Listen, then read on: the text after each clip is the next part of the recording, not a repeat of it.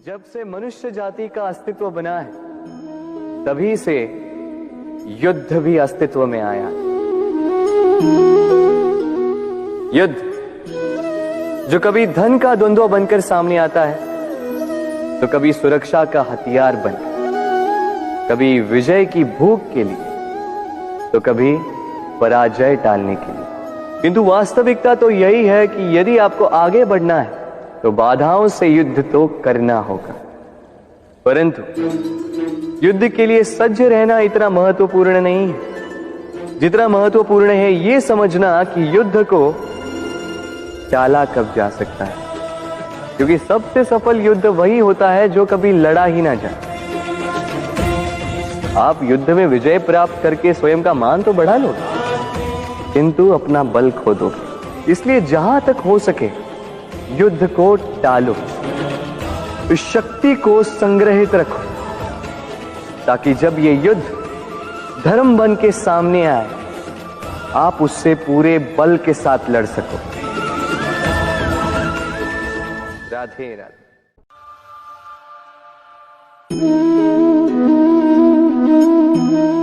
भय, भय सबको होता है, चाहे वो पशु हो, पक्षी हो या मनुष्य। वास्तविकता में मनुष्य भय को अपने साथ लेके ही जन्म लेता है। तो इस भय से, भय कैसा? यदि भय बुरा भाव होता तो क्या इसे हम अपने साथ लेके जन्म लेते हैं? वास्तविकता में भय हमें आगे बढ़ने के लिए प्रेरित करता है। अब देखिए, जीवन जाने का भय आपसे स्वयं की सुरक्षा करवाने का प्रयास करता है। अपमान का भय सदाचार की ओर बढ़ाता है। किसी प्रिय को खो देने का भय उसके लिए कर्तव्य पालन करने को प्रेरित करता है। किंतु ये भय बुरा तब हो जाता है जब आप इसे अपने ऊपर हावी हो जाने देते हैं, इसके लिए कुछ प्रयास नहीं कर पाते। इसलिए यदि इस भय को उपयोग में लाना है, आपको स्वयं इस भय के ऊपर हावी हो जाना होगा। तो तोड़ दीजिए भय की सीमाएं, अपनी आत्मा को छोड़ के किसी और के समक्ष सर मत झुकाइए और स्मरण रखिए, जब अंधकार से डरना छोड़ दोगे तभी दीपक बनकर प्रकाश दे पाओगे। राधे राधे। व्यक्ति किसी और वस्तु या भाव से परिचित हो ना हो, भय और भविष्य दोनों ही व्यक्ति के मन में सदैव रहते हैं, जिनका अस्तित्व व्यक्ति के अस्तित्व पे भारी रहता है। विचित्र है ना?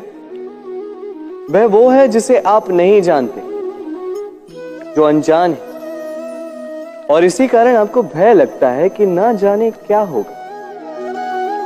भविष्य वो है जो अब तक घटा ही नहीं, तो जो घटा ही नहीं उसके विषय में चिंता क्यों? आपके हाथ में है वर्तमान। वर्तमान के कर्म सत्य मन से कीजिए और सोचिए ये कि अपने कर्मों को और कितनी श्रेष्ठता से किया जा सकता है। इसलिए आप विश्वास कीजिए, यदि वर्तमान के कर्मों को आप सत्य मन से करोगे तो भय स्वयं ही निकल जाएगा और भविष्य का फल अवश्य ही मीठा होगा। इसलिए भय और भविष्य से डरना छोड़ दीजिए, इस वर्तमान को जी। जीवन में हम कई लोगों से मिलते हैं, आप भी ऐसे कई लोगों से मिले होंगे जिन्होंने स्वयं को असफल मान लिया, निराश हो चुके, जिन्होंने ये स्वीकार कर लिया है कि इस जीवन में उनसे कोई कार्य हो ही नहीं पाएगा, वो कुछ कर ही नहीं सकते, किसी कार्य के वो योग्य ही नहीं। किंतु ऐसा नहीं, इस संसार में ऐसा कुछ भी नहीं है जो योग्य नहीं है। कोई ऐसा अक्षर नहीं है जो किसी मंत्र का भाग ना, कोई ऐसी जड़ी बूटी नहीं है जो औषधि ना, कोई ऐसा विष नहीं है जो समय आने पर अमृत ना बन जाए। और इसी प्रकार कोई व्यक्ति अयोग्य नहीं होता, उसे अयोग्य बनाती है उसकी सोच। इसलिए स्वयं को जानो, जान जाओगे कि आप क्या हो। अपने अंतर मन को जगाएं। आप देखेंगे कि जिस संसार की नींव ही बनी है आशा से, उस संसार में निराशा, हताशा और हार जैसा कोई भाव अस्तित्व ही नहीं रखता। सोचिए मैं क्या कर रहा हूं? मैं स्नान करने का प्रयास कर रहा हूं। इस सरोवर में मैं अपना प्रतिबिंब देख पा रहा हूं। अब यदि मैं अपने मन में ये विचार लाऊं कि मेरे प्रतिबिंब का स्नान करना, इसका अर्थ है मेरे शरीर का स्नान करना, तो क्या ये उचित होगा? क्या ऐसा होता है? नहीं, कदापि नहीं, क्योंकि आपका शरीर आपके वश में। जब तक आप अपना शरीर नहीं भिगाओगे, तब तक आपका प्रतिबिंब नहीं भीगेगा। अब आप सोच रहे होंगे कि मैं ऐसी व्यर्थ की बातें कर ही क्यों रहा, क्योंकि इन बातों का नाता है हमारे जीवन में हमारे अनुभव से। हमारे जीवन में ये अनुभव अत्यंत महत्वपूर्ण होते हैं। कुछ लोग ऐसे होते हैं जो संकटों का सामना नहीं करना चाहते, कठिन परिस्थितियों का सामना नहीं करना चाहते, उनसे दूर भागते हैं और साथ ही ये आशा भी करते हैं कि बड़े से बड़े संकट का सामना करने का उनमें अनुभव स्वयं ही आ जाएगा, वो साहस अपने आप आ जाए। किंतु ऐसा नहीं होता। इसलिए संकटों का सामना करें, ना कि उनसे दूर भागे, क्योंकि यह अनुभव बैठे बिठाए तो नहीं आता। इसके लिए आपको उस मार्ग पे चलना होगा जहां संकट है, चुनौतियां हैं, कठिन परिस्थिति है, और इस मार्ग पर निडरता से चलना होगा, इनका सामना करना होगा। फिर देखिए, इस मार्ग में आपकी शक्ति, आपका साहस आपकी प्रतीक्षा कर रहे हैं। राधे राधे। अब यदि आपसे पूछा जाए कि सबसे घातक विष कौन सा, तो आप क्या कहेंगे? कोई कहेगा सर्प का विष, कोई कहेगा बिच्छू का, कोई कहेगा कालकूट का,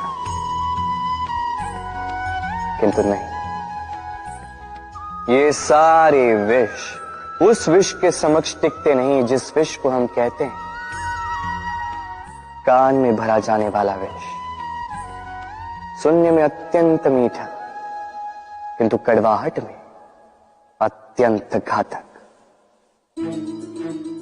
पेट में जाने वाला यह विष केवल एक व्यक्ति की मृत्यु का कारण बनता है, केवल एक। किंतु ये कान में भरा जाने वाला विष असंख्य संबंधों का नाश कर सकता है।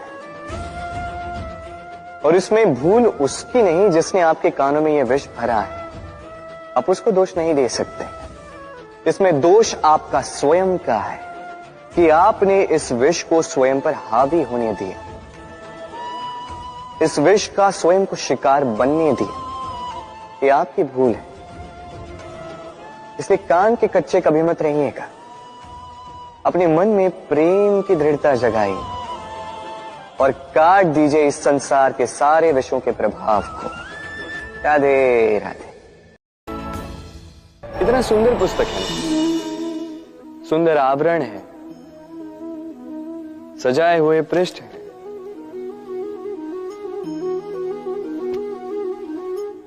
किंतु क्या ये सत्य में अद्भुत पुस्तक कहलाने की पात्र है?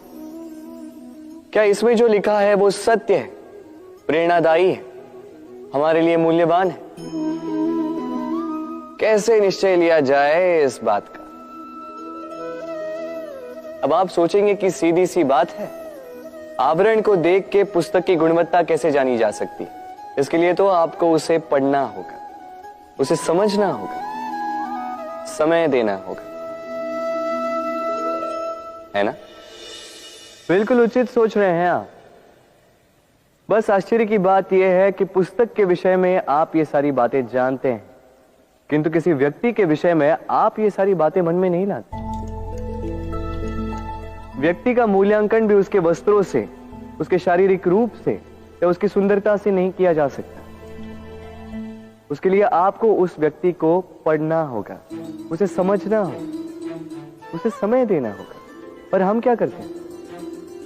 पहनावे, रंग, सुंदरता को देखकर आकर्षित हो जाते हैं, उसे प्रेम समझ बैठते हैं और आए दिन कोई ना कोई ये कहते सुनाई देता है कि उसकी प्रेम कहानी सफल नहीं हो पाई, उसे छल मिला। किंतु इसमें दोष किसी और का नहीं, स्वयं आपका है। आपने उस व्यक्ति को समय नहीं दिया, आपने उस व्यक्ति के विचार नहीं परखे। प्रेम 2 क्षण में बनने वाला पकवान नहीं है। इसका स्वाद चखने के लिए आपको जीवन भर का समय देना पड़ेगा। तो समय दीजिए, एक दूसरे के रूप से नहीं, आत्मा से जुड़ी। निश्चित ही मन प्रसन्नता से कह उठेगा, राधे राधे।